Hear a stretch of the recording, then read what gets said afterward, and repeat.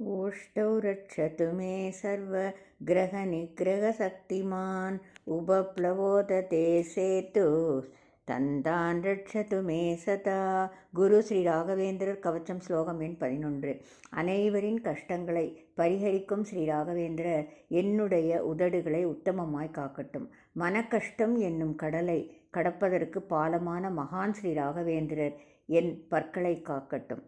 निरस्तदोषो मे पातु कपोलौ सर्वपालकः निरवत्य महावेशः கண்டம் மே அவத்து சர்வதா. குரு ஸ்ரீ ராகவேந்திரர் கவச்சம் ஸ்லோகம் எண் 12. எவ்வித தோஷமும் இல்லாத குரு ஸ்ரீ ராகவேந்திரர் என்னுடைய கன்னங்களை எப்போதும் காக்கட்டும். அவலட்சணம் ஏதும் இல்லாத லட்சணமாம் ஸ்ரீ ராகவேந்திரர் என்னுடைய தொண்டையை நன்றாக காக்கட்டும். கர்ணமூலே து பிரத்யர்த்தி மூகத்வா கரவாங் மம பரவாதி ஜயே பாத்து ஹஸ்தௌ சத்தத்வவாதகிருத். குரு ஸ்ரீ ராகவேந்திரர் கவச்சம் ஸ்லோகம் எண் 13. வாதத்தில் பிரதிவாதியின் வாயடைத்து வெல்லும் வாதி ஸ்ரீ ராகவேந்திரர் நம் செவியின் பின்புறம் காக்கட்டும். வேதத்தை பரமாத்ம தத்துவத்தை ஸ்தாபிக்கும் அவரை வந்திக்கும் கரங்களை எப்போதும் அவர் காக்கட்டும். கரௌ ரட்சது மே வித்வத் परिज्ञेय विशेषवान् वाग्वैहरी भव्यशेष जयी वक्षस्थलं मम. குரு ஸ்ரீ ராகவேந்திரர் கவச்சம் ஸ்லோகம் எண் 14. கற்றறிந்த வித்வானே வித்தியை கற்றவரை அறிந்திடுவர். அவரின் கஷ்டங்களை அறிந்த குரு நம் தோள்களை காக்கட்டும். வெற்றிதனை வார்த்தைகளால் பெற்று வரும் குருராஜர் நாம் வளமாக இருந்திட நம் ஹிருதயத்தை காக்கட்டும். सदी संतान संपत्ति भक्ति ज्ञानादिवृद्धिकृत स्तनौ रक्षतु मे नित्यं शरीरावत्यहानिकृत. குரு ஸ்ரீ ராகவேந்திர கவச்சம் ஸ்லோகம் எண் 15. மனைவி மக்கள் சம்பத்து பக்தி ஞானம் போன்றவை வளர்வதற்கு மந்திராலய மகான் நம்மை மனமுவந்து ரட்சிக்கட்டும். வினையான சரீர தோஷங்களை போக்கும் குரு வட்சஸ்தலம் ஸ்தனம் ஆகியவற்றை நன்றாக காக்கட்டும். நண்பர்களே, நாம் மந்திராலய மகான் ஸ்ரீ ஸ்ரீ ஸ்ரீ ராகவேந்திர சுவாமிகளின் மகிமைகளை நமது பக்தி சிந்தனா சேனலின் பல்வேறு வீடியோக்களில் குருவாரம் குரு மகிமை என்ற தலைப்பில் கண்டு வருகிறோம் அல்லவா? நண்பர்களே, எந்த நிலையிலும் எந்த நினைவிலும் நாம் கொண்டுள்ள பக்தி நிலையானதாக இருக்க வேண்டும். குருராஜரை நம்பிவிட்டால் அந்த நம்பிக்கையிலே ஸ்திரத்தன்மை வேண்டும். கல்பவிருட்சம் காமதேனுவை போல் அருள்கின்றவராமே ஸ்ரீ ராகவேந்திரர். இதோ அவரை வேண்டிவிட்டேன், எனக்கு எப்போது அருள்வார் என்கின்ற எதிர்பார்ப்புத்தனம் பக்தியில் இருத்தலாகாது. ஏதோ ராகவேந்திரரை வேண்டினால் நடக்கும் என்று பலரும் சொல்வதால் நானும் முயற்சித்தேன் என்கின்ற வகையில் பக்தி இருத்தலாகாது. இது பக்தியும் அல்ல, கடைந்தெடுத்த சந்தர்ப்பவாதம். பக்தி என்றால் அதிலே ஒரு லைப்பு வேண்டும். நீயே கதி, உன்னையே நம்பிவிட்டேன், உன்னையலால் வேறேது புகழ் என்கின்ற திடசித்தம் வேண்டும். இதை போன்ற நம்பிக்கையில் ஸ்ரீ ராகவேந்திரரை தொழுதவர்கள் ஒருபோதும் சோடை போனதில்லை. இன்னும் சொல்லப்போனால் ஸ்ரீ ராகவேந்திரர் என்று இல்லாது வேறு எந்த தெய்வத்தின் மீதும் சரி இதை போன்ற திடபக்தி கொண்டு ஒழுகினால் நாம் கோரிய வரங்களை பெறலாம். நீங்கள் யாரை வேண்டுமானாலும் வணங்குங்கள், எந்த தெய்வத்தை வேண்டுமானாலும் வணங்குங்கள், கூடவே குருராஜரையும் வணங்குங்கள், நீங்கள் நிச்சயம் வெல்வீர்கள். நண்பர்களே, நாம் இன்றைய வீடியோ எண் 190 மூலம் நம் குரு ஸ்ரீ ஸ்ரீ ஸ்ரீ ராகவேந்திரரின் சில மகிமைகளை காண்போம் வாரீர். இபிராமபுரம் கிருஷ்ணாச்சாருக்கு ஸ்ரீ ராகவேந்திரர் இட்ட கட்டளை. நரசம்மா, அப்பா, ஏனம்மா இன்றைக்கு இவ்வளவு தாமதம்? ஏனோ மனதே சரியில்லை அப்பா. அதற்காக இவ்வளவு நேரம் நரசிம்மனிடம் மன்றாடி கொண்டிருந்தாயா? நானும் அவரும் பேசிக்கொண்டே இருந்தோம். பிரதட்சிண நமஸ்காரம் முடிந்து பேசிக்கொண்டே இருந்ததில் நேரம் போனதே தெரியவில்லை. நான் வந்து விட்டேன், அவர் இன்னும் கோயிலிலேயே இருக்கிறார். எல்லாவற்றுக்கும் ஒரு விடிவு காலம் உண்டம்மா. எனக்கு குழந்தையில்லையே என்று கூட வருத்தமில்லை.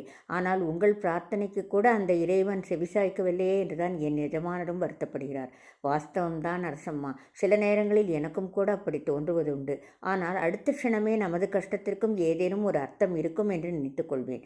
உண்மையான பக்தி உடையோருக்கு ஏற்படும் கஷ்டமெல்லாம் அது கஷ்டத்தை போல் தோன்றினாலும் கூட இறைவன் அதற்கு கூட காரியம் வைத்திருப்பானம்மா. அது என்னவென்று தெரியாமல் தான் மனம் கிடந்து அடித்து கொள்கிறதம்மா.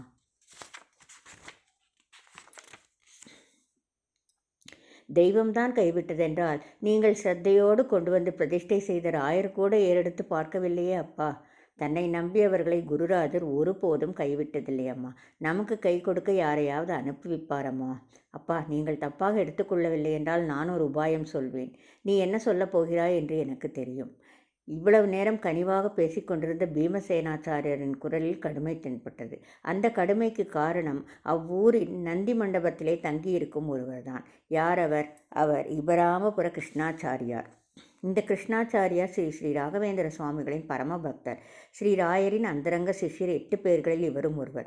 இவர் கொப்பரா க்ஷேத்திரத்திற்கு வந்து ஸ்ரீ நரசிம்மரையும் ஸ்ரீ வெங்கடாஜலபதியும் அஸ்வத்த நரசிம்மரையும் தரிசித்து கொண்டு அந்த அரசமர மண்டபத்திற்கு அருகிலிருந்த நந்தி மண்டபத்தில் தங்கியிருந்தார்.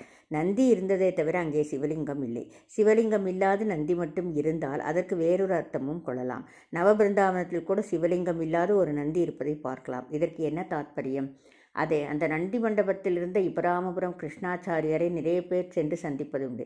தமது குறைகளை அவரிடம் சொல்லி அதற்கு அவர் ஆசி வழங்கினால் கேட்டது பலித்தமாகிறது என்பதை நரசம்மா பல பேர் சொல்லி கேட்டிருக்கிறார். இதை தனது கணவர் கிரியாச்சாரிடமும் நரசம்மா கூறியிருக்கிறார். இதோ பார் நரசம்மா, நானே மாமனார் வீட்டில் தங்கியிருக்கும் மாப்பிள்ளையாக இருக்கிறேன். அதற்காக அவரிடம் சென்று நான் என்ன பேசுவது? உன்னை எனக்கு திருமணம் செய்து கொடுக்கும் போதே என்னிடம் என்ன சொன்னார் தெரியுமா? எனக்கு இருப்பதோ ஒரே மகள், ஆண் வாரிசு ஏதுமில்லை. அதனால் ஒரே மகளை விட்டு பிரிய என் மனம் தாங்காது. நீங்கள் அதனால் வீட்டோடு மாப்பிள்ளையாக இருக்க வேண்டும் என்று சொன்னார் என்று இதையே என்னிடம் எவ்வளவு முறை சொல்லியிருப்பீர்கள். உனக்கு எல்லாம் தெரிந்திருக்கிறது. அந்த நந்தி மண்டபத்து கிருஷ்ணாச்சார் மேலேனோ உன் தந்தைக்கு அவ்வளவு ஈடுபாடு ஏற்படவில்லை. அதை தெரிந்து கொண்டே அதை பற்றி என்னால் எப்படி பேச முடியும்? சரி சரி, நானே பேசுகிறேன் என்றவாறு அவர்கள் சம்பாஷணை முடியும். மறுநாள் கிருஷ்ணா நதியில் நரசம்மாவும் கிரியாச்சாரும் குளித்து முடித்து சுவாமியை வேண்டிய பிறகு வீட்டிற்கு வந்ததும் நரசம்மா மீண்டும் தன் தந்தையிடம் சென்றார். அப்பா, எனக்காக நந்தி மண்டபத்திற்கு வருகிறீர்கள். என்ன விஷயமாக? உங்கள் மனக்கவலையை போக்க வைக்கும் விஷயத்திற்காக. நான் திரும்ப திரும்ப சொல்கிறேன் நரசம்மா, எனது நரசிம்மனும் வேங்கடவனும் அருளாததையா அவர் அருளிவிடப் போகிறார்? அப்படி இல்லை அப்பா, நான் அப்படி சொல்லவில்லை அப்பா. எனக்காக ஒரே ஒரு முறை தாங்கள் வரக்கூடாதா அப்பா? என் ஆசைகளை எல்லாம் நிறைவேற்றும் தாங்கள் இதில் மட்டும் ஏனோ என்னை கஷ்டப்படுத்துகிறீர்கள் என்று கண்கலங்கினார் நரசம்மா. சரி சரி, வா வா, கலங்காதே, உனக்காக வருகிறேன் என்றவாறு நரசம்மா மற்றும் கிரியாச்சாருடன் பீமசேனாச்சாரர் நந்திமண்டபம் நோக்கி சென்றார். நந்தி மண்டபத்திலே பீமசேனாச்சார் கண்கண்ட காட்சி அவரை நிலைக்குலைய வைத்தது. நரசம்மா, என்ன இது? இபராமபுரம் கிருஷ்ணாச்சாருக்கு பதிலாக பெரிய சர்ப்பம் ஒன்று இருக்கிறது. சர்ப்பம்மா? என்னப்பா சொல்கிறீர்கள்? இதோ கிருஷ்ணாச்சாரியார் இருக்கிறாரேப்பா. நான் என்ன பொய்யா சொல்கிறேன்? எனக்கு சர்ப்பம் தான் தெரிகிறது என்றார். அம்மா அம்மா, இப்போது கிருஷ்ணாச்சார் தெரிகிறாரம்மா. இவர் சாதாரண ஆள் இல்லையம்மா, மகிமை வாய்ந்த மனிதரம்மா. இவரிடம் உன் கோரிக்கையை வையம்மா என்றது நரசிம்மாவிற்கு தன் காதுகளையே நம்ப இயலவில்லை. நரசிம்மாவும் கிரியாச்சாரும் இபராமம் கிருஷ்ணாச்சாரை வீழ்ந்து வணங்கி, சுவாமி, என் தந்தைக்கு பிறகு இந்த ஆலயத்தை பூஜை செய்ய வாரிசில்லாமல் போய்விடுமோ என்று கலக்கமாக இருக்கிறது சுவாமி என்றார் நரசம்மா. அம்மா, இதோ இந்த வரபலத்தினை பெற்றுக்கொள், சந்ததி உண்டாகும் என்று சொல்லி நரசம்மாவிற்கு 2 தேங்காய்களை பிரசாதமாக தந்தார். அந்த பிரசாத பலத்தை தனது முந்தானையில் நரசம்மா பிடிக்கையில் ஒரு தேங்காய் கீழே விழுந்துவிட்டது.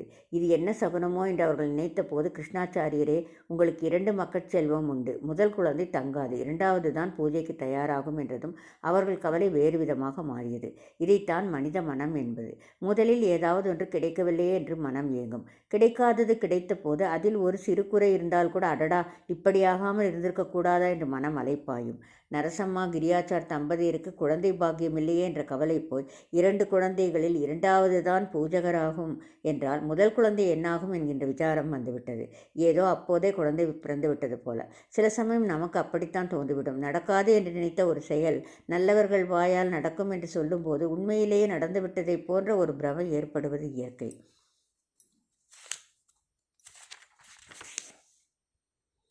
நரசம்மா தம்பதியருக்கும் பீமசேனாச்சாருக்கும் வாரிசு உருவாக்கிவிட்டது போன்றே தோன்றியது. காலங்கள் உழன்றதும் இபராமபுரம் கிருஷ்ணாச்சாரியாரின் வாக்கு மெய்த்தது.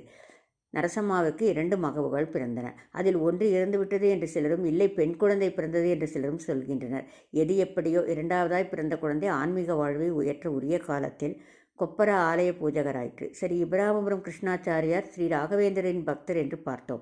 அவரிடம் சென்று வணங்கியதும் நடக்காதது நடந்தது என்று பார்த்தோம். அப்படியானால் கொப்பராவில் இருக்கும் ஸ்வயம் பக்த நரசிம்மரையும் வெங்கடாஜலபதியையும் விட இவர் மகிமை வாய்ந்தவர் என்று பொருளா? சிலருக்கு இதை போன்ற கேள்விகள் மனத்தில் எழக்கூடும். தவிர உண்மை அதுவல்ல. அது என்ன என்பதை ஒன்றன் பின் ஒன்றாக காண்போம். இபராமபுரம் கிருஷ்ணாச்சார் ஸ்ரீ ஜெயதீர்த்தரின் அம்சம். இதை 2 முறை உணர்த்தி காட்டியிருக்கிறார்.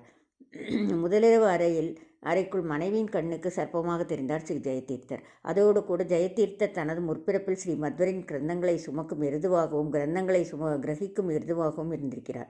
இங்கே இப்ராமபுரம் கிருஷ்ணாச்சாரம் சர்ப்ப வடிவமாக பீமாசேனாச்சாரியருக்கு தென்பட்டிருக்கிறார். அவர் தங்கியிருந்த இடமும் சிவலிங்கம் இல்லாத எருது மட்டும் இருந்த இடம். எருது மட்டும், அதாவது நந்தி மட்டும் இருந்தால் அது ஜெயதீர்த்தருக்கு உகந்த இடம் என்றும் கொள்ளலாம். அப்படிப்பட்ட கிருஷ்ணாச்சார் தாமாக கொப்பரைக்கு வரவில்லை. அவரை அனுப்பிவித்தவர் குருராஜர். இப்ராமபுரம் மந்திராலயத்திலிருந்து 6 கிலோமீட்டர் தூரம்தான் உள்ளது. ஸ்ரீ ஸ்ரீ ராகவேந்திர சுவாமிகள் இப்ராமபுரம் கிருஷ்ணாச்சார் கனவில் தோன்றி, கிருஷ்ணப்பா, நீ உடனே புறப்பட்டு கிருஷ்ணா நதி தீரத்தில் உள்ள கொப்பரைக்கு செல் என்றதும் கிருஷ்ணாச்சாரியருக்கு ஒன்றும் புரியவில்லை. ஏன் நாம் இங்கிருப்பது சரியில்லையா? ஏன் கொப்ராவிற்கு செல்ல வேண்டும் என்று சிந்திக்கலானார். கிருஷ்ணப்பா, எதற்காக நான் உன்னை அங்கே அனுப்புகிறேன் என்று யோசிக்கிறாயா? காரணம் இருக்கிறது. கொப்பரா பீமசேனாச்சாரி மிகுந்த ஸ்ரத்தையுடன் எனது பிரகலாத அவதாரத்தின் நரசிம்மரையும் வியாசராஜ அவதாரத்தில் நான் பூஜித்த மற்றும் எனது குலதெய்வமான வேங்கடவனையும் பூஜித்து வருகிறார். அவருக்கு பின் யார் வேண்டுமானாலும் பூஜிக்கலாம் என்றாலும் தனது வம்சாவளியே பூஜிக்க வேண்டும் என்பதில் விடாப்பிடியாக இருக்கிறார். அதற்கு நான் என்ன செய்ய வேண்டும் சுவாமி? அங்கு சென்று அந்த கோயிலுக்கு அருகில் உள்ள நந்தி மண்டபத்தில் தங்கி தியானம் செய். நீயாக ஏதும் சொல்ல வேண்டாம். அவர்களே உன்னை தேடி வந்து வணங்கும் போது நீ அனுகிரகித்தால் போதும். ஸ்ரீ நரசிம்மரும் ஸ்ரீ வெங்கடரமணரும் எனக்கிட்ட கட்டளை இது. இதை உன் மூலம் நிறைவேற்றவே உன்னை அங்கு அனுப்புகிறேன். எனது பாக்கியமே பாக்கியம் சுவாமி என்று சொல்லிக் கொண்டிருக்கும் போதே கிருஷ்ணாச்சாரியரின் கனவிலிருந்து ஸ்ரீ ராகவேந்திரர் மறைந்தார். இப்ராமபுரம் கிருஷ்ணாச்சாரியாரும் கொப்பராவிற்கு வந்த நாட்கள் ஆனதே தவிர யார் யாரெல்லாமோ வந்து போகிறார்களே தவிர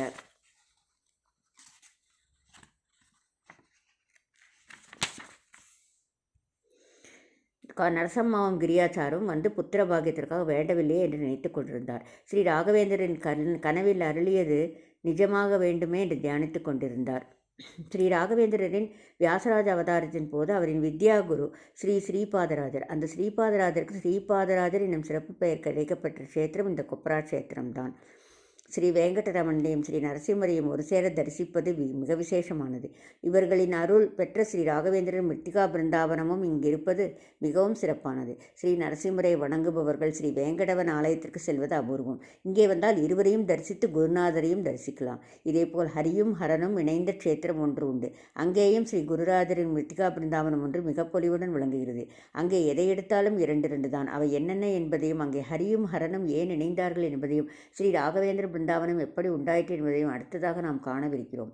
வாருங்கள் செல்வோம் ஹரிஹர க்ஷேத்திரத்திற்கு. நொடிப்பொழுதில் அருளிடுவார் ஸ்ரீ குருராஜர். ஹரே பவஹரே தே மங்க்ரவ் பக்திர் முக்தி பிரதாஸ்து சுமே வைராகிய பாக்யம் விதா ஹர கௌரி மனோகரக. ஹே ஹரியே, சம்சார கடலிலிருந்து கை தூக்கி மோட்சத்தை கொடுக்கும் உன் பாதத்தில் நிர்மலமான பக்தியை செலுத்துகிறேன். மோட்சத்திற்கு சாதனமான ஞானத்திற்கு சாதகமாக உள்ள வைராகியத்தை கொடுக்கவல்ல ஹே சிவனே, உன்னிடம் அந்த வைராகியத்தை இறைஞ்சுகிறேன். ஸ்ரீ வாதிராஜர் அருளிய தீர்த்த பிரபந்தம் பশ্চিம பிரபந்தம் 60. ஹரிஹர க்ஷேத்திரத்திற்கு ஆதியில் குஹாரண்யா என்பதுதான் பெயராக இருந்தது. குஹா என்னும் அரசன் அந்த கானகத்தில் கோலோச்சி வந்தான். குஹாவின் ஆரண்யமானதால் அது குஹாரண்யா எனப்பட்டது. குஹா அசுரன் பிரம்மதேவரிடம் கடும் தவம் புரிந்து ஒரு வரத்தையும் பெற்றிருந்தான். அதில் தனக்கு எந்தெந்த வழியிலெல்லாம் மரணம் சம்பவிக்கக்கூடாது என்ற வரத்தை கேட்டு பெற்றிருந்தான். மனிதர்களாலும் ராட்சசர்களாலும் தனக்கு மரணம் ஏற்படக்கூடாது என்று கேட்டதோடு நிற்காமல் தேவர்களெல்லாம் ஹரியிடமோ அல்லது ஹரனிடமோ சென்று தன்னை பற்றி சொல்லி அதனால் தனக்கு மரணம் வந்துவிட்டால் என்ன செய்வதென்று யோசித்து தனக்கு ஹரியாலும் சரி ஹரனாலும் சரி எக்காலத்திலும் மரணம் ஏற்படக்கூடாது என்று முன்ஜாக்கிரதையாக வரத்தை பெற்றிருந்தான். மிருகங்களை பற்றியெல்லாம் அவனுக்கு கவலை இல்லை. அவனே மிருகவெறி கொண்டுதானே அட்டகாசம் புரிந்து வந்தான். எப்படியோ பிரம்மதேவரிடம் வரத்தை பெற்ற பின்னர் அவனது கொட்டம் மேலும் அதிகமாகியது. தேவர்களெல்லாம் சென்று ஸ்ரீமன் நாராயணனிடம் முறையிட்டனர். குகாசுரன் பெற்றுள்ள வரத்தை அறிந்த ஸ்ரீஹரி சிவபெருமானுடன் சேர்ந்து ஹரிஹரனாக தோன்றி துங்கபத்ரா நதி தீரத்தில் குகாசுரனின் தலையில் காலை வைத்து அழுத்தி அழித்தார். அந்த இடத்தில்தான் தற்போது ஹரிஹரர் ஆலயம் அமைந்துள்ளது. அந்த பகுதிக்கும் ஹரிஹர க்ஷேத்திரம் ஹரிஹர் என்றே பெயர் வரலாயிற்று. இந்த ஹரிஹர க்ஷேத்திரம் பூனா பெங்களூர் சாலையில் உள்ளது. ஹாவேரியிலிருந்து 80 கிலோமீட்டர் தூரத்திலும் ஹொஸ்பேட்டையிலிருந்து 101 கிலோமீட்டர் தூரத்திலும் அமைந்துள்ளது. ஹொய்சால மன்னன் விஷ்ணுவர்தனால் கிபி 12ஆம் நூற்றாண்டில் கோயில் கட்டப்பட்டதாக சொன்னார்கள். கர்ப்ப கிரகத்தில் ஹரிஹரர் 4 கரங்களுடன் பெரிய உருவில் விளங்குகின்றார். விஷ்ணு பாகத்தில் மேல் கரத்தில் சக்கரமும் கீழ்கரத்தில் திரிசூலமும் இருக்கிறது. இடது பக்கம் விஷ்ணு ரூபம், வலது பக்கம் சிவரூபம். இருபுறங்களில் சற்றே அளவில் சிறியதாய் லட்சுமியுடன் பார்வதியும் உள்ளனர். இதுவன்றி ஒரே லிங்கத்தில் விஷ்ணுவும் சிவனும் உள்ள மூர்த்தியும் இங்கு உண்டு. ஹரியும் ஹரனும் ஒரே உருவில் இருந்தாலும் அது ஒரே வடிவம் அன்று என்கிறார் ஸ்ரீ வாதிராஜர். ஏனெனில் எந்த தேவதையாலும் ஹரியினாலோ ஹரனாலோ தனக்கு மரணம் வரக்கூடாது என்று வரம் பெற்றிருப்பதனால் ஹரியும் ஹரனும் தத்தமது சரீரத்தில் பாதி பாகம் மட்டும் குகாசுரனுக்கு தெரியும்படி வந்து சம்ஹாரம் செய்கிறார்கள். ஒரே ரூபத்தில் வந்தால் குகாசுரன் தானே வரபலத்தினால் வென்றிருப்பான் என்கிறார் ஸ்ரீ வாதிராஜர். இந்த க்ஷேத்திர மகிமைகள் ஸ்கந்த புராணம், சிவபுராணம், ஆதித்ய புராணங்களில் விரிவாக எடுத்து கூறப்பட்டுள்ளன. ஸ்ரீ ராகவேந்திர மகிமை நூலாசிரியர் திரு அம்மன் சத்தியநாதன் அவர்கள் பின்வருமாறு கூறுகிறார். சேலம் திரு டி.கே. ராமமூர்த்தி அவர்களின் மத்வஸ்தல பிருந்தாவன தரிசன யாத்திரையில் கலந்து கொண்டு பிப்ரவரி 2000 தான் நான் முதன்முதலாக ஹரிஹர க்ஷேத்திரத்திற்கு வந்தேன். யாத்திரை மார்க்கத்தில் பிப்ரவரி 21 கோகர்ணத்திலிருந்து புறப்பட்டு சோதே சென்று ஸ்ரீ வாதிராஜரை தரிசித்து அங்கிருந்து ஹாவேரி வழியாக காக்கிநிலையை சென்று ஸ்ரீ கனகதாசர் நிர்மாணித்த ஸ்ரீ ஆதிகேசவ பெருமாள் ஆலயத்தையும் அவர் வாழ்ந்த ஊரையும் தரிசித்து கொண்டு பூனா பெங்களூர் சாலையில் உள்ள ஸ்ரீ ராகவேந்திரர் ஆலயத்தில் இரவு தங்கி அடுத்த நாள் அதிகாலை 5 மணிக்கெல்லாம் ஹரிஹரியிலிருந்து புறப்பட்டு ஹொஸ்பெட் செல்வதாக டூர் புரோகிராம் இருந்தது. பிப்ரவரி 17 சேலத்திலிருந்து புறப்பட்ட யாத்திரை முன்பே அச்சிட்டு கொடுக்கப்பட்டபடி அந்தந்த ஸ்தலங்களுக்கு செல்வதும் தங்குவதும் மிகச்சரியாக இருந்தது. 25வது முறையாக அழைத்துச் செல்லும் அனுபவம் ஆயிற்றே. நேரம் தப்புமா? ஆனால் ஹரிஹரில் தப்பியது. அப்படி தப்ப வைத்தவர் குருராஜர். ஸ்ரீ ராகவேந்திர மகிமை 4ஆம் பாகத்தில் இந்த க்ஷேத்திரத்திலுள்ள பிருந்தாவனத்தை பற்றி எழுத வேண்டும் என்று பயணத்திட்டத்தை மாற்றியவர் ஸ்ரீ ராகவேந்திரர். ஹரிஹருக்கு வரும் முன்பே ஏதோ இரவு 10 மணிக்கு போகப் போகிறோம், மறுநாள் காலை 5 மணிக்கு புறப்பட்டு விடப் போகிறோம், நாயர் பிருந்தாவனத்தில் வேறேதும் விசேஷம் இல்லை போல் இருக்கிறது என்று எனக்குள்ளே நினைத்து கொண்டிருந்தேன். காக்கிநிலையில் ஸ்ரீ கனகதாசரின் கம்பீரமான சிலையையும் ஆதிகேசவ பெருமானையும் கனகதாசர் அங்கிருந்த போது உபயோகித்த சங்கையும் திருவோட்டையும் பார்த்துவிட்டு அந்த இரவு நேரத்தில் விளக்கொடி கூட இல்லாத இருளில் எனக்கு நானே உள்ளுக்குள் அழுது கொண்டதையும் அந்த சங்கையும் திருவோட்டையும் நான் தொட்டு பார்க்கலாமா என்று அனுமதி பெற்று அவற்றை என் கைகளிலேயே ஏந்தி புகைப்படம் எடுத்துக்கொண்டதையும் கனகதாசன் எப்பேற்பட்ட வீரன், அந்த பகுதியின் சிற்றரசன், எத்தனை பேரை போரில் வென்றவன், அப்படிப்பட்டவரை ஸ்ரீஹரி தனது தாசனாக மாற்றி உடுப்பியிலே ஸ்ரீ கிருஷ்ணர் விக்கிரகத்தையே திரும்பச் செய்து கனகதாசரின் மகிமை உலகம் உள்ளளவும் நின்று நிலைக்கச் செய்திருக்கும் பாங்கையும் எண்ணி எண்ணி பேருந்தில் ஹரிஹர் பயணத்தில் அழைத்திருந்தேன். அப்போது எனது இருக்கைக்கு பக்கத்தில் அமர்ந்தது சென்னை குரோம்பேட்டை மாதவ சங்கத்தை சேர்ந்தவர். நீங்கள் பல பிருந்தாவனத்திற்கும் சென்றிருக்கிறீர்களே, ஹரிஹருக்கு வந்திருக்கிறீர்களா என்றதும் எனது சிந்தனையிலிருந்து விடுபட்டு, இல்லை, இப்போதுதான் பார்க்கப் போகிறேன் என்றேன். நாம் இத்தனை பேர் தங்கும் வசதி உள்ள பிருந்தாவனம் என்பதால் பெரிதாக இருக்குமோ? இருக்கலாம். ஆனால் இரவு தங்கி அதிகாலை புறப்படுகிறோமே, அங்கே எதை பார்ப்பது? எனக்கும் தான் அதை புரியவில்லை என்று பேசிக்கொண்டே வந்ததில் ஹரிஹர க்ஷேத்திரமே வந்துவிட்டது. பிரதான சாலையிலிருந்து இறங்கி கேட் வழியே ஸ்ரீ ஸ்ரீ ராகவேந்திர சுவாமிகளின் மிருத்திகா பிருந்தாவன வளாகத்தில் பேருந்தில் நுழைந்த போது எனது எண்ணமெல்லாம் தூள் தூளாகியது. ஆஹா ஆஹா, எத்துணை பரந்த இடத்தில் பிருந்தாவனம் அமைந்திருக்கிறது! எத்துணை கட்டிடங்கள்! பிருந்தாவன கர்ப்பகிரகத்தின் மேற்புறத்தையே கட்டிடத்திற்கு வெளியே சாலையிலிருந்து பார்த்தாலும் தெரியும் வண்ணம் பிரம்மாண்டமான மூல பிருந்தாவனத்தைப் போல் அமைத்திருக்கும் அழகு என்ன! இவை எல்லாவற்றையும் பார்ப்பதற்கே அரை நாள் ஆகிவிடுமே. ஆனால் இவ்வளவு பெரிய பொக்கிஷத்தை விட்டு இன்னும் 6 மணி நேரத்தில் புறப்பட வேண்டுமா? குருராஜா, குருராஜா, எப்படியாவது இங்கேயே நாளை பகல் வரை தங்குமாறு ஏற்பாடு செய்யேன்.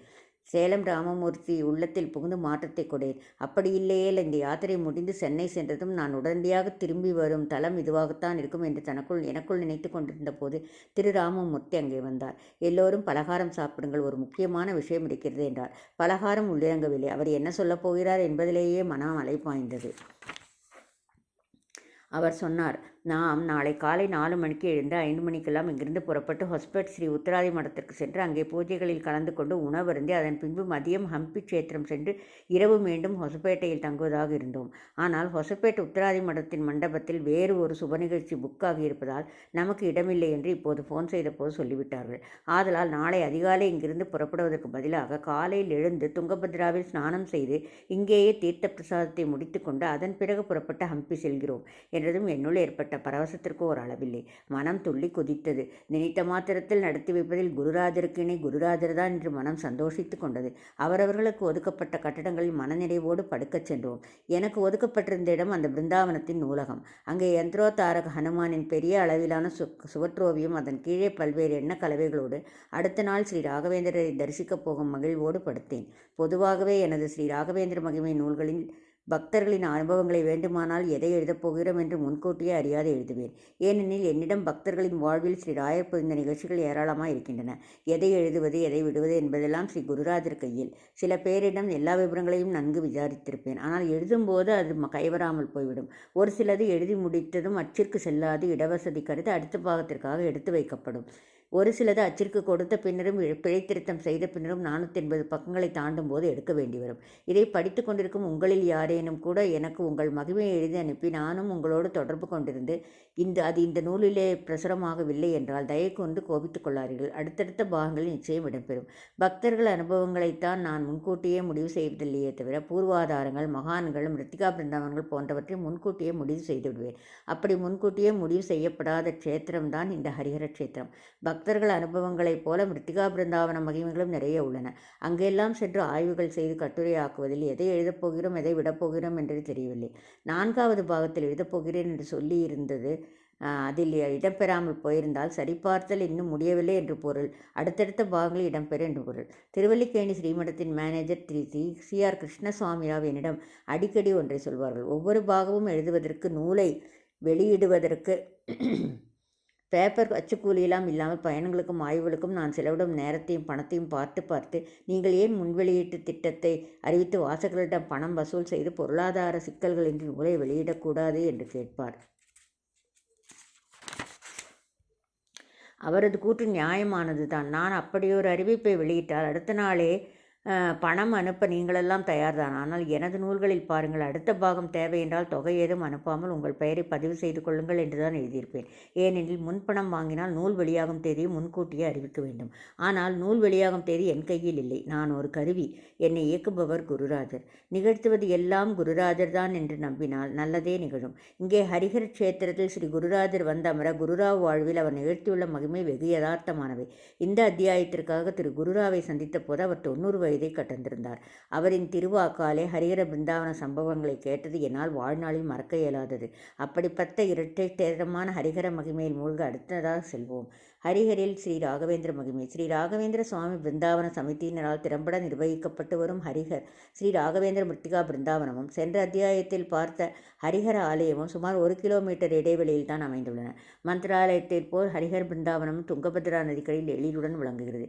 பிருந்தாவனத்திலிருந்து நீராடச் செல்லும் ஸ்நான கட்டம் வரையிலும் மிக நீண்ட நேர்த்தியான படிக்கட்டுகளை 1988 அப்போதைய லோக்கல் எம்பியான திரு சிவசங்கரப்பா முன்னின்று கட்டி தந்ததாக சொன்னார்கள்.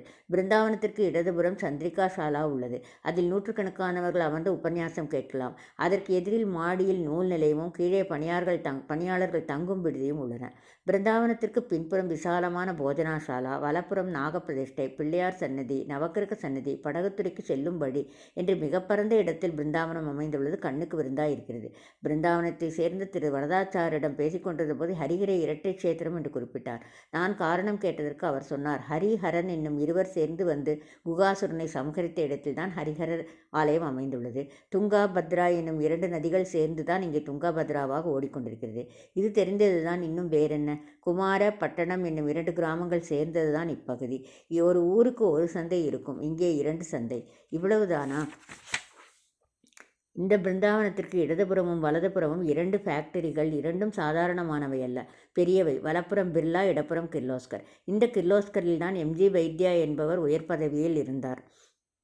இங்கே பிருந்தாவனம் இழ இந்த வைத்தியாவும் பம்பாயிலிருந்து வந்த குருராவ் எனும் இரட்டையர்களும் தான் அடிப்படை காரணமாக இருந்தார்கள். இதிலும் இரட்டையர் தானா? இன்னும் சொல்லுங்கள். அவ்வளவுதான். இல்லையே, இன்னும் ஒன்று இருக்கிறதே. எங்களுக்கு தெரியாமல் இன்னொன்றா? என்னவென்று சொல்லுங்கள். ஸ்ரீ ராகவேந்திர பிருந்தாவனங்கள் 2.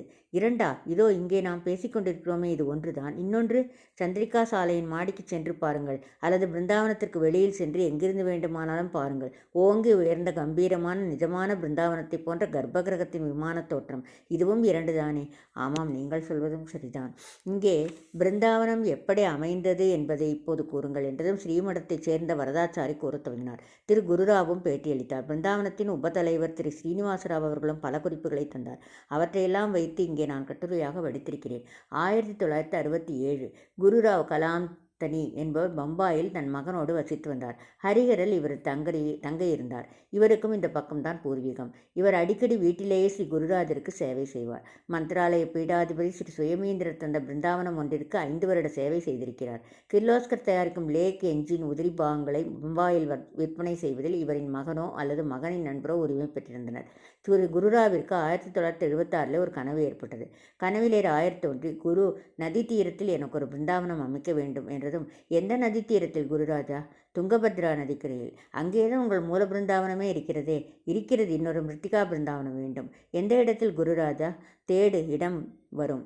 இதன் பின்னர் குருராவ் துங்கபத்ராவில் எந்த இடம் என்று யோசித்து எந்த ஒரு முடிவிற்கும் வர முடியாதிருந்தார். தேடி இடம் வரும் என்றாரே, இனி செல்லும் இடமெல்லாம் இடத்தை தேடலாம் என முடிவெடுத்து கொண்டார். 1977-78 வாக்கில் குருராவிற்கு ஹரிஹருக்கு வரக்கூடிய வேலை இருந்தது. ஹரிஹருக்கு இவர் வந்த விபரத்தையே 2 பேர் 2 விதமாக கூறினார்கள். கிர்லோஸ்கர் கம்பெனியின் உயர் அதிகாரியை அலுவல் விஷயமாக சந்திக்க வந்தபோது திரு எம்ஜி வைத்தியாவை குருராவ் சந்திக்க நேரிடுகிறது. வந்த வேலை முடிந்தவுடன் எனக்கு வேறொரு உதவியும் உங்களால் வேண்டியிருக்கிறது என்றார் குருராவ். சொல்லுங்கள், முடிந்ததை செய்கிறேன். ஸ்ரீ ராகவேந்திரர் என் கனவில் வந்து நதி தீரத்தில் மடம் கட்டு என்றார். இதுவும் நதி தீரமாகத்தான் இருக்கிறது என்று சொல்லிக் கொண்டிருக்கும் போதே, என்ன சொன்னீர்கள்? எனக்கும் இதே போன்ற கனவுதான். ஆனால் நதிக்கரையிலே ஒரு பிருந்தாவனம் இருப்பதை போன்ற கனவு என்று படபடத்தார் எம்ஜி வைத்தியா. ஆஹா, நான் வந்த வேலை முடிந்துவிட்டது. ராயர் எனக்கு இடத்தை காட்டிவிட்டார் என்று குருராவ் மகிழ்ந்ததாக ஒரு சிலரும், திரு குருராவ் பம்பாயிலிருந்து ஹரிஹரில் இருக்கும் தங்கை வீட்டிற்கு வந்ததாயும், அப்போது கோயில் போன்ற வெளியிடத்தில் திரு ஸ்ரீனிவாசராவ் என்பவர் சந்தித்ததாகவும், அப்போது குருராவ் அவரிடம் தனக்கு கனவில் குருராஜர் நவீன்றதை சொன்னதாகவும், அப்போது அவர் இங்கே கிர்லோஸ்கர் இருக்கும் வைத்தியா கூட இதையே தான் சொல்கிறார், வாருங்கள் அவரிடம் அழைத்து செல்கிறேன் என்று குருராவை கிர்லோஸ்கர் வைத்தியாவிடம் அழைத்து சென்றதாயும், அதன் பின்னர் முதலில் நாம் பார்த்தோமே அதன்படியே முடிவில் இருவரும் ஆனந்தப்பட்டதாகவும் ஒரு சிலர் கூறுகின்றனர். எப்படி இருந்தாலும் குருராவும் எம்ஜி வைத்தியாவும் சந்தித்தது, இருவரது கனவிலும் குருராஜர் வந்ததெல்லாம் அனைவரும் ஒப்புக்கொள்கின்ற விஷயம். பின்னர் 1978 ஸ்ரீ ராகவேந்திர சுவாமி பிருந்தாவன கமிட்டி என்று ஒரு அமைப்பை ஏற்படுத்தி தற்போது பிருந்தாவனம் இருக்கும் ஒரு பகுதியை வாங்கியதாகவும், பின்னர் பக்கத்தில் இருந்ததெல்லாம் இவர்களுக்கே வந்ததாகவும் கூறினார்கள். மிக பரந்த பிருந்தாவனம் அது. ஹரிஹர் சிட்டியிலிருந்து சுமார் 1 கிலோமீட்டர் தூரம்தான். பிபி ரோடில் உள்ள ஸ்ரீ ராகவேந்திர பிருந்தாவனம் என்றால் ஆட்டோக்காரர்கள் கொண்டு வந்து விட்டு விடுவார்கள். சரி, சமித்தி ஆரம்பித்து நிலமும் வாங்கியாகிவிட்டது. நேரே சமித்தியினர் மந்திராலயம் சென்றனர். அப்போதைய பீடாதிபதி ஸ்ரீ சுதீந்திர தீர்த்தரை சந்தித்து நமஸ்கரித்து நடந்த விஷயங்களை சொல்லி மிருத்தியை கேட்டனர். சுவாமிகளும் அவர்களுக்கு சில உபாயங்களை சொல்லி அவற்றையெல்லாம் முடித்தவுடன் தாமே வந்து பிரதிஷ்டை செய்வதாக கூறினார். அதேபோல் ஸ்ரீ சுதீந்திர தீர்த்தரின் அருட்கரங்களால் கடந்த 26/6/1980 அன்று மிகச்சிறப்பாக ஹரிஹரில் ஸ்ரீ ராகவேந்திர சுவாமிகளின் மிருத்திகா பிருந்தாவனம் அமையப்பெற்று இன்று அப்பகுதியில் வெகு பிரசித்தியாக விளங்கி வருகிறது. இது இரட்டை க்ஷேத்திரம் என்பது உண்மைதான் என்றாலும் அதற்காக எம்ஜி வைத்தியா குருராவ் சந்திப்பிலும் கூட 2 விதமான கருத்து நிலவுகிறது. அந்த எம்ஜி வைத்தியாவை இங்கே அருகில் இருக்கும் கிர்லோஸ்கருக்கு சென்று சந்திக்க முடியுமா என்றேன். அவர் இப்போது ஹூப்ளியில் இருக்கிறார். பணியிலிருந்து ஓய்வு பெற்றுவிட்டார். ஆனால் அவருடன் இருந்த குருராவை சந்திக்க முடியும் என்றதும், எங்கே இருக்கிறார்? வெகு தூரமா, அருகிலா என்றேன். இதோ இந்த பிருந்தாவன வளாகத்திலேயே இருக்கிறார் என்றதும் சட்டென பறந்தேன் அவர்கள் இல்லத்திற்கு வரதாச்சாருடன் வந்தார். அங்கே 91 வயது நிரம்பி 92வது வயதில் அகவையில் இருக்கும் குருராவ் கலாம் தனியை கண்டேன். வரதாச்சார் என்னை பற்றி சொன்னதும் அந்த தள்ளாத வயதிலும் கட்டிலில் எழுந்து அமர்ந்து என்னுடன் பேச ஆரம்பித்தார். அதற்குள் அடுக்கலையிலிருந்து அவரின் துணைவியார் திரு ரமாதேவியும் வெளியில் வந்தார். எனது ஸ்ரீ ராகவேந்திர மகிமை நூல்களை பார்த்து அவர்கள் இருவரும் மிகவும் சந்தோஷித்து என்னை ஆசீர்வதித்தனர். திரு குருராவ் அநேக நூல்களை எழுதியுள்ள நூறாசிரியர். அவர் எழுதிய சில புத்தகங்களை எனக்கு பரிசளித்தார். அவரின் துணைவியும் ஸ்ரீ ஜெகநாததாசரின் ஹரிகரதாமிருத சாரத்தை விளக்க உரையுடன் பெரிய நூலாக எழுதியிருந்ததை எனக்கு அளித்து மகிழ்ந்தார். நீங்களும் தமிழிலே இதை செய்யுங்கள் என்றார். மத்வ மதத்தை பற்றிய ஒரு முழுமையான கையேடு ஹரிகதாமிருத சாரம்தான். எனக்கும் வெகு நாட்களாக இதை எளிய தமிழில் எழுத வேண்டும் என்ற விருப்பம். குறிப்புகள் கூட எடுத்து வைத்துள்ளேன். நூலாக்கம் செய்ய வேண்டியதுதான். ஸ்ரீ ராகவேந்திர சுவாமிகளின் மிருத்திகா பிருந்தாவனங்கள் எங்கெங்குள்ளன? யாரால் எந்த ஆண்டு பிரதிஷ்டை செய்யப்பட்டது? இருப்பிடத்திற்கு செல்வதற்கான மார்க்கங்கள், முடிந்தால் அங்கே குருராஜர் அருளால் நடைபெற்ற ஏதேனும் ஒரு மகிமை போன்ற அனைத்து விவரங்களையும் திரட்டி ஸ்ரீ ராகவேந்திர பிருந்தாவன தரிசனம் எனும் நூலை 5ஆம் பாகம் வெளிவருவதற்கு முன்பு வெளிக்கொணரலாம் என்று எண்ணம். அல்லது 5ஆம் பாகம் வெளியாகும் சமயத்திலாவது வெளியிட திட்டமிட்டிருக்கிறேன். இது குறித்து நீங்கள் ஒரு கடிதம் எழுதினால் போதும். ஒரு விண்ணப்ப படிவத்தை அனுப்பி வைக்கிறோம். நீங்களே சம்பந்தப்பட்ட பிருந்தாவனத்தை அணுகி பூர்த்தி செய்து அனுப்பலாம். அல்லது பிருந்தாவனத்தின் முகவரியை மட்டும் எனக்கு அனுப்பினால் நானே அவர்களுடன் தொடர்பு கொள்கிறேன். இந்த நூல் உருவாக்கத்தில் உங்கள் உதவியைத்தான் நான் பெரிதும் நம்பியிருக்கிறேன். அதன் பின்னர் ஸ்ரீ ஜெகநாததாசரின் ஹரிகதாமிருத சாரத்தை எழுதலாம் என எண்ணியுள்ளேன். என் எண்ணத்திற்கு ஏற்பவே அந்த தெய்வீக தம்பதிகளும் என்னை அந்த இரட்டை க்ஷேத்திரத்தில் இரட்டையராய் ஆசீர்வாதத்தில் நான் குளிர்ந்து போனேன். குருராவிடம் பழைய நிகழ்வுகளையெல்லாம் கேட்டேன். தனக்கு கனவில் ஸ்ரீ குருராஜர் வந்ததையும் இன்னொரு முறை சிறுவன் வடிவில் வந்து ஞாபகப்படுத்தியதாகவும் கூறினார். அது பிரகலாதராக இருக்குமோ என்று நான் சொன்னதும் அவர் ஆமாம் ஆமாம் அப்படித்தான் இருக்க வேண்டும் என்று ஆமோதித்தார். உங்களுக்குத்தான் மகன் இருப்பதாக சொன்னீர்களே, இங்கே ஏன் நீங்களே சமைத்து கொண்டு தள்ளாத வயதில் அவஸ்தைப்படுகிறீர்கள் என்று அந்த தாயிடம் கேட்டேன். 2 மகன்கள் இருக்கிறார்கள், நல்ல நிலையில் இருக்கிறார்கள். ஆனால் இவருக்கு தனது கடைசி காலம் இங்கேயே கழிய வேண்டும் என்று ஆசைப்படுகிறார். எவ்வளவு நாட்களாக இருக்கிறீர்கள் என்றதும் குருராவ் 5 வருடமாக இவர்தான் என் கனவை தோன்றி மடம் கட்டு என்றார். அப்படிப்பட்ட இடத்தில் அவர் அருகிலேயே என் காலம் முடிய மட்டும் இருக்க வேண்டும். இன்னும் எவ்வளவோ இருக்கின்றது. சில நினைவுகளை எடுத்துச் சொல்ல முடியவில்லை. வயதின் காரணமாக மறதி வந்துவிடுகிறது என்று அவர் கூறியபோது எனக்கு கண்களில் நீர் திரண்டது. தம்பதியர் இருவரும் நூலாசிரியர்கள், நல்ல வசதியானவர்கள், மக்கட்செல்வம் உள்ளவர்கள். ஆனாலும் கடைசி காலத்தில் இந்த பிருந்தாவன தரிசனமே கதியென்று இருப்பதை நினைத்து, உள்ளே அந்த அம்மையார் சமைத்து கொண்டிருந்த கோலத்தை நினைத்து, குருராவ் கட்டிலில் படுத்திருந்த நிலையை நினைத்து, இவை எல்லாவற்றையும் ஒரு பொருட்டாய் மதியாமல் ராயரே கதியென்று இருக்கும் அவர்களின் திட மனதினை நினைத்து நான் உருகிப்போனேன். அந்த தெய்வீக தம்பதியரின் கால்களில் விழுந்து மீண்டும் வாசி பெற்றுக்கொண்டு இரட்டை திருநகரம் ஹரிஹரிலிருந்து நிறைந்த நெஞ்சுடன் புறப்பட்டேன். ஸ்ரீ நரசிம்மர், ஸ்ரீ வெங்கடரமணர், ஸ்ரீஹரி, ஸ்ரீ ஹரர் என்பது போல் ஒரு ராஜாவிற்கு இரட்டை திருமகள்கள் இருக்கின்றனர். அவர்களின் பெயரால் 2 ஊர்கள். அதிலே ஒரு ஊரில் ஸ்ரீ ராகவேந்திர மிருத்திகா பிருந்தாவனம் அமைய ஸ்ரீ குருராஜர் ஒரு மகிமை புரிகிறார். அதைத்தான் நாம் நமது அடுத்த வீடியோவில் காணப்போகிறோம்.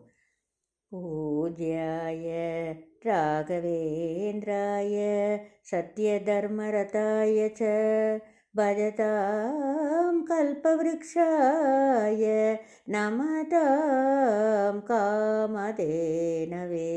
ஸ்ரீராகவேந்திராய நமக, ஸ்ரீராகவேந்திராய நமக, ஸ்ரீராகவேந்திராய நமக. நன்றி.